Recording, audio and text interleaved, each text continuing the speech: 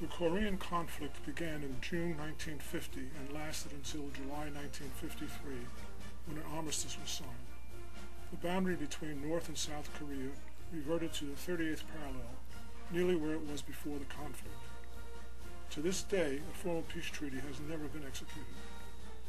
33,651 Americans were killed, 7,140 taken prisoner while fighting the North Koreans and their Chinese allies. While I was among those who were sent to the Cold War in Europe rather than to the Hot War in Korea, I will never forget the great sacrifice they made in the service of our country. It was 1950. We were at war with Korea, and Uncle Sam and the draft board were knocking on our door. This Civil War poster says, "Don't wait to be drafted." And we didn't.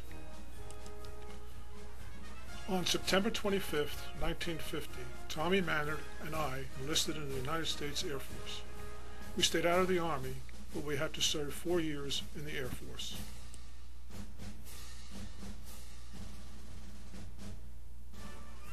We took our basic training at Shepherd Air Force Base in San Antonio, Texas. This is our graduation picture.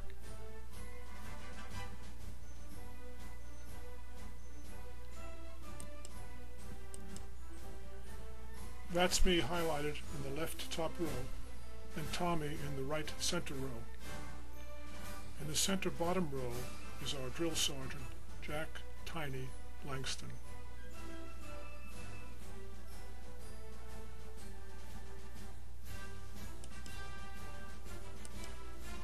We spent about a year in the training command. The first 8 weeks were basic training at Shepherd Air Force Base. This is about 2 weeks of hair growth. After basic training, Tommy and I were assigned to the much sought-after electronics school at Keesler Air Force Base in Biloxi, Mississippi. The school was excellent, but the regimen was tough. We were confined to the base on weekdays. Reveille was at 4 a.m., bed check at 10. Marching to and from everywhere we went was required. Hence, private sad sack here. Bomber jacket and scarf furnished by the studio. Yikes. Electronics school lasted for about 6 months, 6 hours a day, 5 days a week. After electronics school, Tommy and I parted ways. I went to 8 weeks of gunsight school in Denver. I don't recall where Tommy went, and we didn't meet again until civilian life. Prior to my next assignment, I had a short leave which I spent at home with family and friends. I don't recall where this photo with my sister Rosalie was taken.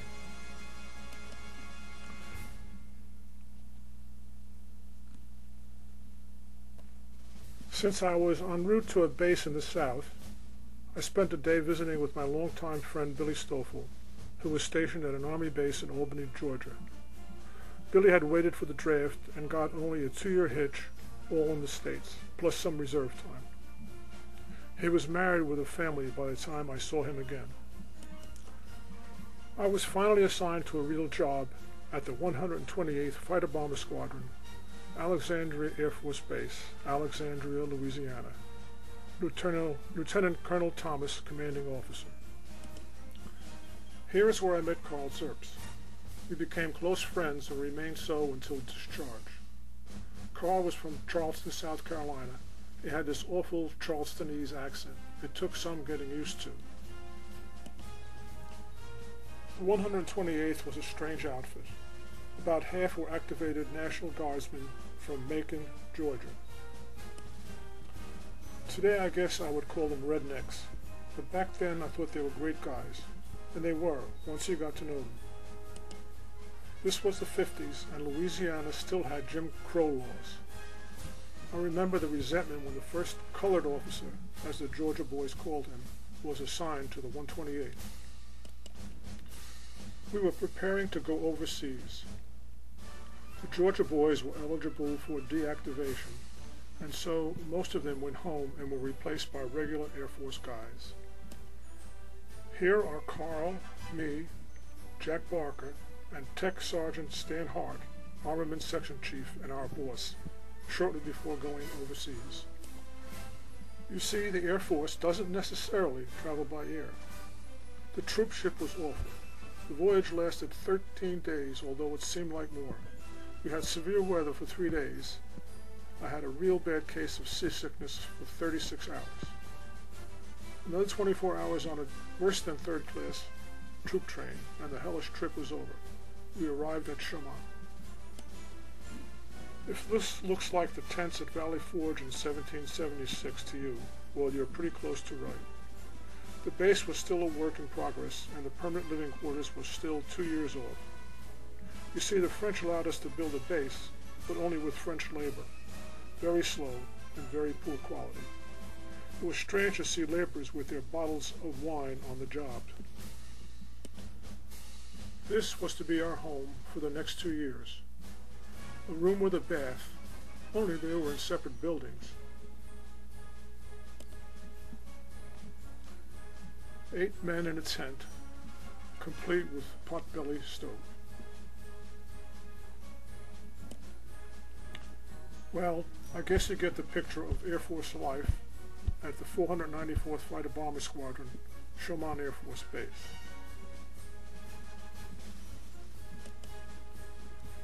Here are Carl and I in our going into town civvies. Here are the occupants of tent number 40. Top row, left to right, Stewart, Jerry Richards, yours truly, and Chapman. Bottom row, left to right, Herbert Elmers, Gene Tublin, Jack Barker, and Archie Todd. Chaumont wasn't a bad town, if you don't mind warm beer and no ice for drinks. The wine, of course, was very good. There wasn't a lot to do for a bunch of young GIs. There was, however, a nice hotel with an excellent restaurant, so we did eat and drink a lot. The French welcomed the economic impact we had on business, but otherwise, I would say, not too happy with our presence. The young women did not greet us with hugs and kisses a la the World War II liberation of Paris. Refurbished Army staff cars were available at the time for about $400. Carl and I somehow managed to raise that sum, and off we went on the train to Stuttgart to make the deal. The car was very reliable, and with our gasoline coupons, fuel was cheap. It was also lucrative. Our buddies paid us for a ride to Paris. Then, to increase our finances, we traded our cigarette ration on the black market. This arrangement allowed us many weekends in Paris, which otherwise we could not afford.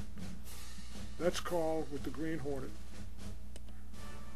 Here I am looking at the Arc de Triomphe while standing in the middle of the Champs-Élysées. Here is a better shot of the Arc.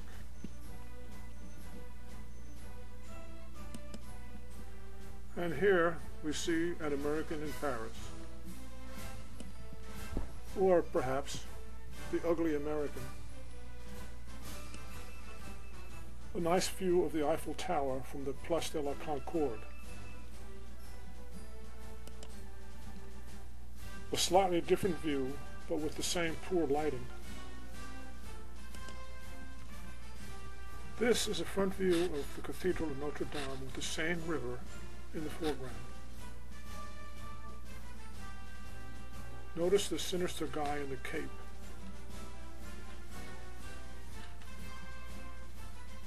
This is a nice view of the beautiful stained glass windows and fine architecture of the cathedral.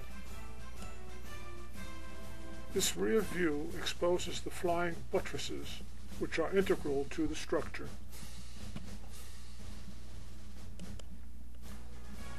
Another front view of the cathedral. The wooden grandstand was constructed for a celebration of some kind. That looks like Cape Man continuing his stroll along the Seine.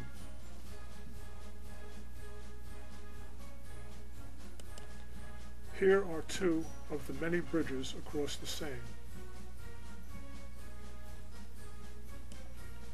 I hope these guys were not eating the fish, kind of like the Cooper River.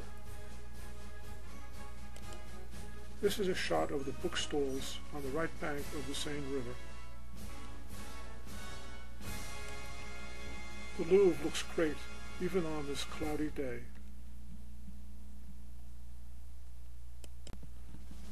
And the gardens behind the Louvre look equally great.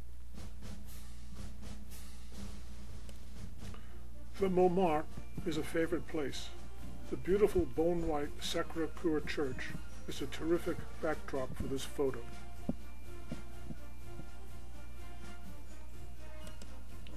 Montmartre is on a hill and the Sacré-Cœur sits at the top. Beautiful. I am facing the Sacré-Cœur with all of Paris in the background.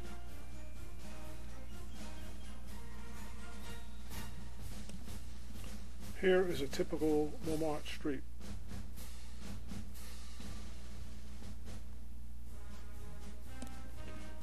A woman and her 2 children on a quiet street in Paris.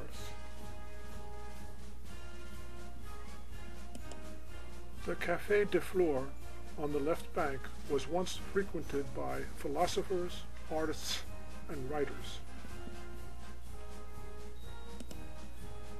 This is a shot of the Paris Opera House. I love this photo. This guy looks like the real McCoy, an authentic struggling artist in Paris. I selected this as the last Paris photo because of sentimental value. It's a cheap hotel and bar, but on our many weekends in Paris we always stayed here. It's located a short walk from the Arc de Triomphe. I doubt it is still there. Our pilots were required to qualify the aerial gunnery and bombing proficiency annually, and so we would move pilots, fighter jets, and support personnel to Wheeler Air Force Base, Libya, Tripoli. Here I am ready to board a C-119 flying boxcar for the airlift. Here are the C-119s at Marseille, France, being refueled before crossing the Mediterranean Sea. Since we were temporary duty here, our quarters were those tents in the background. Our tent city in Chaumont had permanent latrines, but here we had outhouses, sort of like a camping trip. Here are some photos of downtown Tripoli.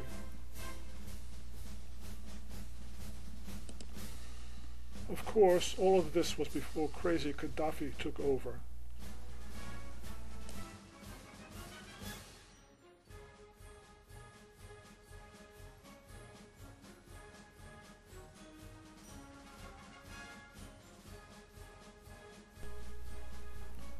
Back at Wheeler, the F-86s are ready and waiting. Here, an F-86 is having its 50 caliber machine guns aligned for accuracy on the firing range.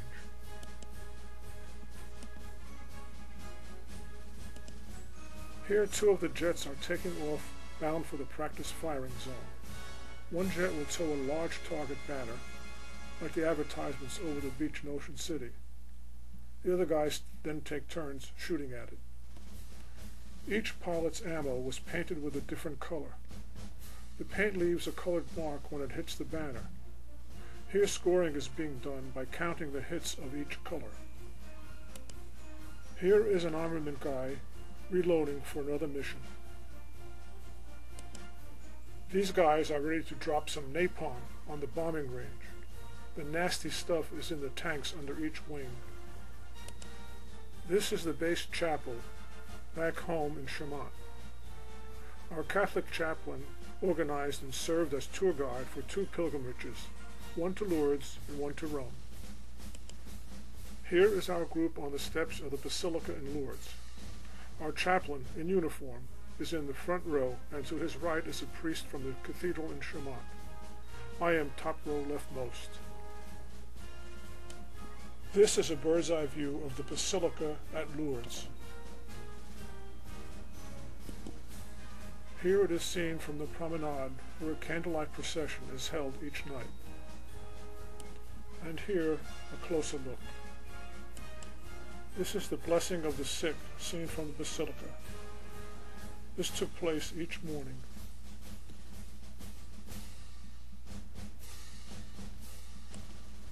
They are lined up at the top of the photo in their wheelchairs as the priests administer the blessing to each, one by one. Here is the grotto where the apparition of the Blessed Mother appeared to Saint Bernadette. The faithful come to pray for a miracle for a loved one. The sick come with hope for a miraculous cure of an illness. Some are subjected to total immersion in the water that springs from the grotto.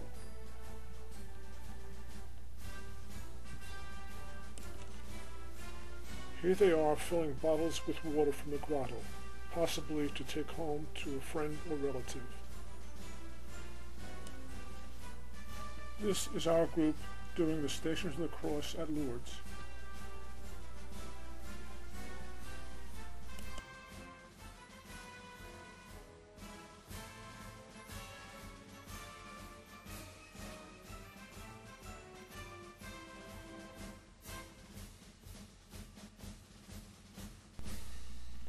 A statue of Mary at the promenade. A beautiful mosaic set in a cylindrical alcove in the front wall of the basilica. A statue of Saint Bernadette on the promenade.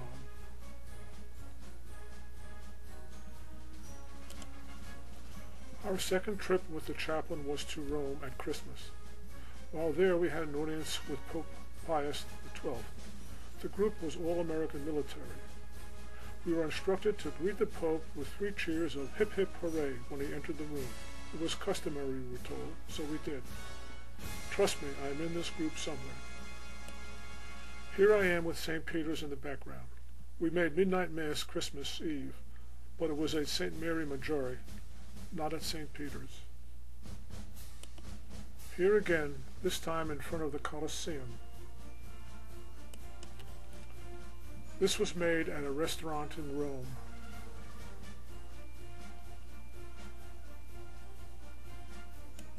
This is the Servicemen's Club at Fürstenfeldbruck Air Force Base in Germany.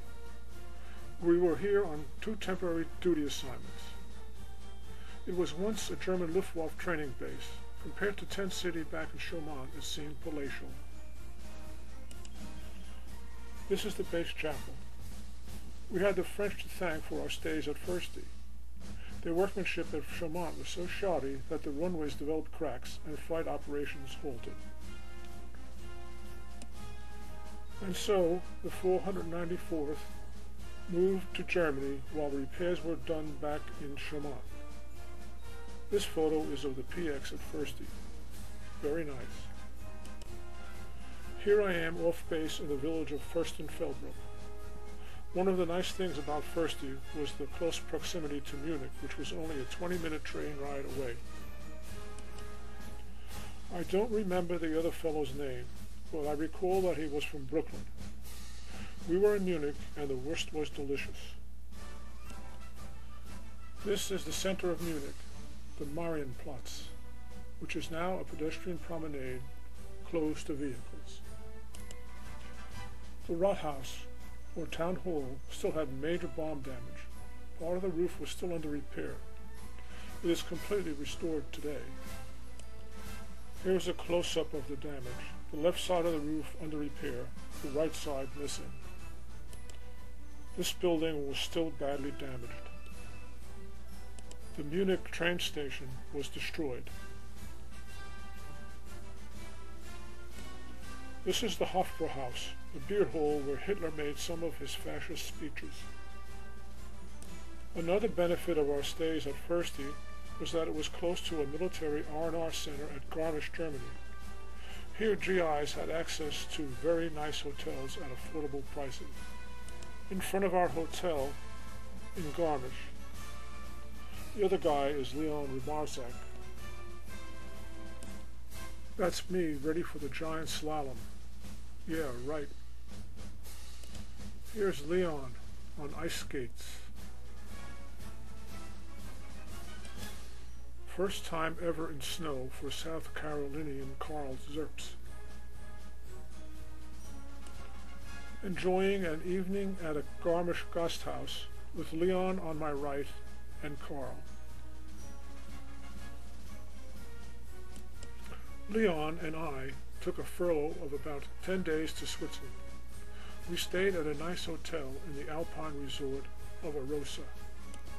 We traveled via the high-speed French train from Chaumont to Zurich, then on a small mountain train to Arosa, then on a horse-drawn sled to the hotel. We enrolled in the Swiss ski school. Instruction was given during the mornings and downhill skiing during the afternoons.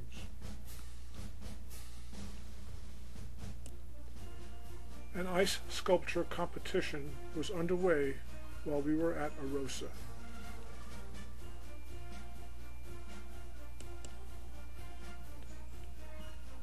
Ice skating action at Arosa. In addition to our weekend jaunts to Paris, we occasionally went to Dijon instead. From left to right here are Carl, me, Franco, and Archie Todd. Here we are at a Dijon restaurant. From left to right, Franco, Archie, me, and Leon. We found this note under the windshield wiper of our car one morning in Dijon. The Rosenbergs had been executed back in the States that week for passing secrets to the Soviets. Finding the sinister note was a little spooky.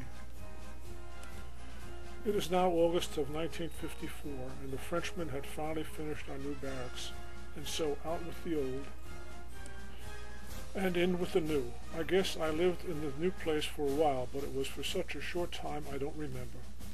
4 years of duty were completed, and I was going back to the States for discharge. August of 1954, and I'm going home.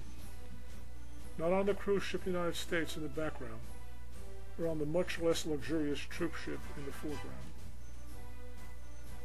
I was discharged August 23, 1954, from Camp Kilmer in New Brunswick, New Jersey, with the rank of Staff Sergeant. That was 1 month and 2 days short of 4 years.